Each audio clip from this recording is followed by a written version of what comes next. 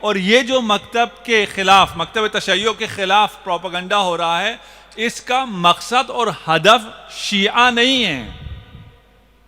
شیعہ کے خلاف جو پروپیگنڈا آج ہو رہا ہے، اس کا مقصد اور ہدف بھی تشیع نہیں ہے، اور جو پروپیگنڈا کل ہوا تھا اس کا نشانہ اگرچہ شیعہ بنے لیکن ہدف شیعہ نہیں تھے۔ ہدف کل بھی اسلام تھا، ہدف آج بھی اسلام ہے۔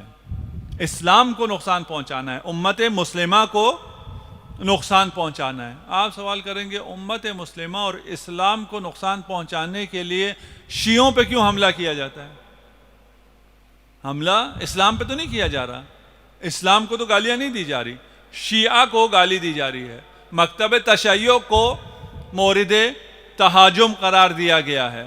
تو یہ کیوں ہے؟ اگر ہدف اسلام ہے تو تشیع کو، اگر سیب اتارنا ہو پتھر شاخ کو مارا جاتا ہے، اگر شہر کو فتح کرنا ہو تو حملہ قلعے پر کیا جاتا ہے، اگر قلعہ کو فتح کرنا ہو تو حملہ اس کے دروازے پر کیا جاتا ہے، کیونکہ تشیع اسلام کا قلعہ ہے۔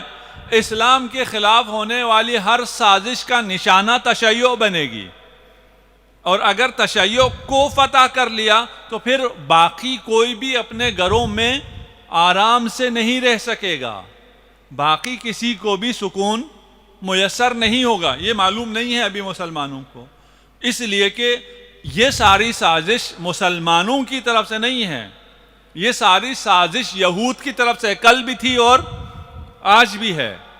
کل بھی ان تمام سازشوں کے خلاف جو اسلام کے خلاف تھی یہود تھا، آج کی سازشوں کے پیچھے بھی یہود ہے۔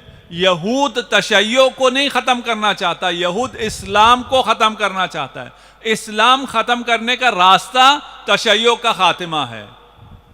یہ بات ہمیں سمجھنی چاہیے، اور ہم اس کو سمجھ کر اگر آج کل کے حالات کا مقابلہ کریں تو ہم آسانی سے حالات کا مقابلہ کر سکتے ہیں۔ آئیے ہم سمجھتے ہیں اس دور میں امام حسن مجتبی علیہ السلام کیونکہ موجود تھے، انہوں نے مقابلہ کیا۔ وہاں سے گالیاں آ رہی ہیں، وہاں سے سب و شتم آ رہا ہے، وہاں سے سیاست ایسی ہے کہ یہاں پر غدر مچایا جائے، ناامنی پھیلائی جائے، عدم استحکام کو رواج دیا جائے۔ جواب میں امام حسن مجتبی کی طرف سے کوئی جوابی ایسا کوئی کام نہیں ہوا۔ جواب میں نہ فقط کوئی سب و شتم نہیں کیا، گالی کا جواب ویسی تو گالی ہوتا ہے، پتھر کا جواب پتھر ہوتا ہے۔ اس زمانے میں یہ تمام سب و شتم ہوا جو آج ہو رہا ہے، آج بھی اسی کا ادامہ ہے۔ ان تمام سب و شتم کا امام نے کوئی جواب نہیں دیا۔ امام کی طرف سے کوئی آپ کو ایسی تقریر، کوئی ایسا جواب، کوئی ایسی پوسٹ، کوئی ایسی ٹویٹ آپ کو نہیں ملے گی جہاں اسی طرح آپ نے جواب دیا ہو۔ اس طرح آپ نے جواب نہیں دیا۔ اگر آپ نے گالی کا جواب گالی سے نہیں دیا تو اس گالی کو صاف کرنے کے لیے بھی کچھ کہا، ان الزامات کی تردید میں کچھ بولا۔ امام نے ان الزامات کی تردید میں بھی کچھ نہیں بولا۔